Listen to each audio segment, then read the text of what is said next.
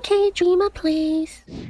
Hi guys, welcome back to my channel. Patch notes just dropped, so let's check out the patch notes for today.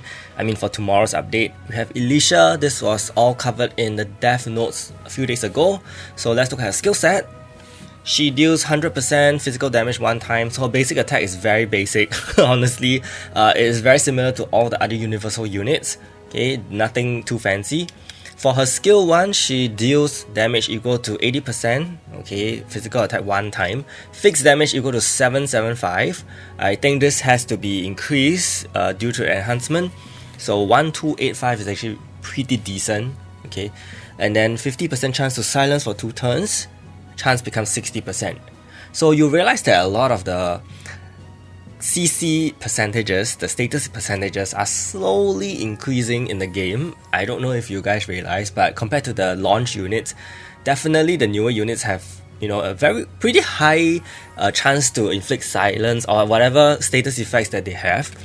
So I find that this is slowly somewhere we are heading towards, and effect hit rate and effect resist will become progressively more important as well in PvP, along with the speed, of course. And she deals silence to 5 enemies, so if she is able to have effect resist gear set at the start, she can actually be immune to potential crowd control, but I'm not sure if silence is a crowd control itself. It probably is not.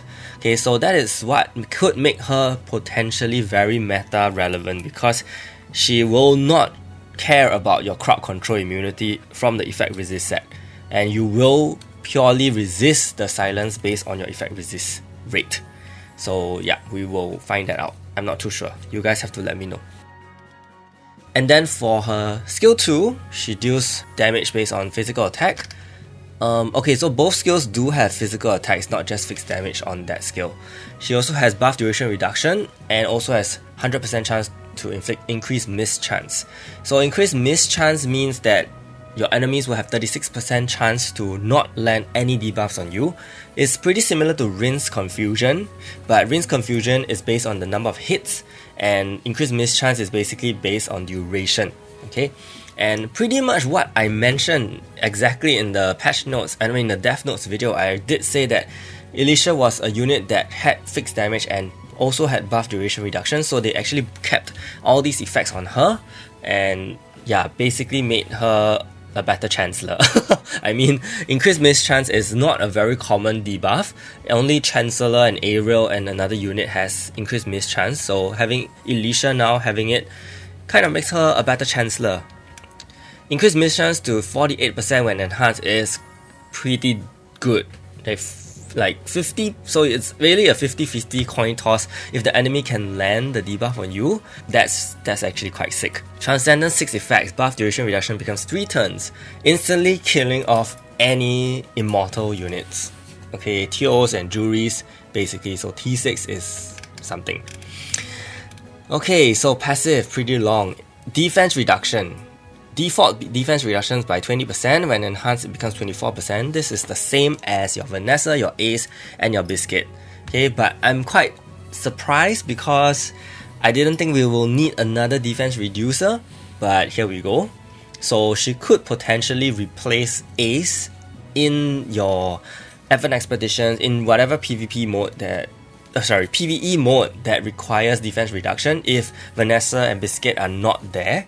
Because in Advent Expedition there are some places where you will actually need to have physical damage instead, right? So Elysia can actually be good for that. And Ace is actually getting a buff in future, as mentioned in the dev notes 2 weeks ago. So that's also pretty exciting. We'll see how these 2 units can play out. Also, we have her granting herself a barrier at the start of the turn when she enters the battle for 3 turns, and then she also grants herself all damage immunity when HP falls below 50%, 50% or lower. So this actually helps to prolong her survivability, I believe, on the field, similar to Rosie and Vanessa, I believe. Vanessa doesn't have this, but Vanessa does have some damage immunity. So as you know, these units are pretty annoying to deal with sometimes, and she also has a status effect on herself. So I would say she's quite similar to Vanessa again. They're trying to replace Vanessa so bad, right? So yeah, pretty similar to Vanessa, I would say, but take note that she is still a universal unit, so she definitely has lower speed than Vanessa. And here she grants all allies 2 debuff removals when she activates one skill. This is quite sick. This is actually very broken. Honestly, very broken. Debuff removal just like that. And remember what I said earlier on, if you give her crowd control immunity, even if your entire team gets paralyzed, even if entire team gets, shut down by paralysis or petrify, Elysia's still there, she can actually use any skill and it will just remove the debuff. That is very broken. This is really game changing, I would say. It's a cleanse on 2 skills. And her T2, wow, adds healing, heals HP equal to 165% of caster's physical attack when HP falls. Also, she heals when she procs this damage immunity as well. So it could potentially bring her back to full health. Yeah, this is pretty good. Pretty good. Now, I'm not too sure if I really need to T6 her. Because buff duration reduction of 3 turns, I mean, it's useful, but 2 turns probably you can get by. T2 wise, I'm also not too sure. Okay, maybe it'll be decent because it gets her to survive a little longer. Okay, depending on how tanky she is, I'm not too sure. I'll very likely give her either block rate or effect resistance set because of how she is built. She is basically a support unit that really needs to live and really needs to be around to not be CC'd for the first turn, so that she can cleanse your entire team and you should be basically safe from there on. Yep. So next we have the 4 new legendary pets. We have Windy here, increases boss vulnerability, increases all damage the boss takes by 26%. This is a very broken pet. I think this is one of the best pets you will need in a lot of future content, especially your Evan Expedition. This should be the go-to pet, okay, in any PvE content moving forward. The reason I say this is because there's boss vulnerability is a new stat. I believe it could be the same as what Biscuit does, but it is kind of like a new stat in that sense. So if a new stat is added to the multipliers, into the damage calculation, it usually has a greater effect than something like attack. So if you have a pet that only increases your attack and you already have other attack buffing units, then that kind of the multiplier added will not do as much, based on the law of diminishing returns. But if you have a new stat introduced to this damage calculation, this can potentially let you do a lot more damage. Merparo, similar to as what Mercure does, increases effect probability, increases effect hit rate. The effect probability here is the best thing. It is a very rare stat, and I don't think there's any other possible way to get this other than from Rosie herself, who only applies it to defense and tank units, and other than that it's through your effect hit rate set.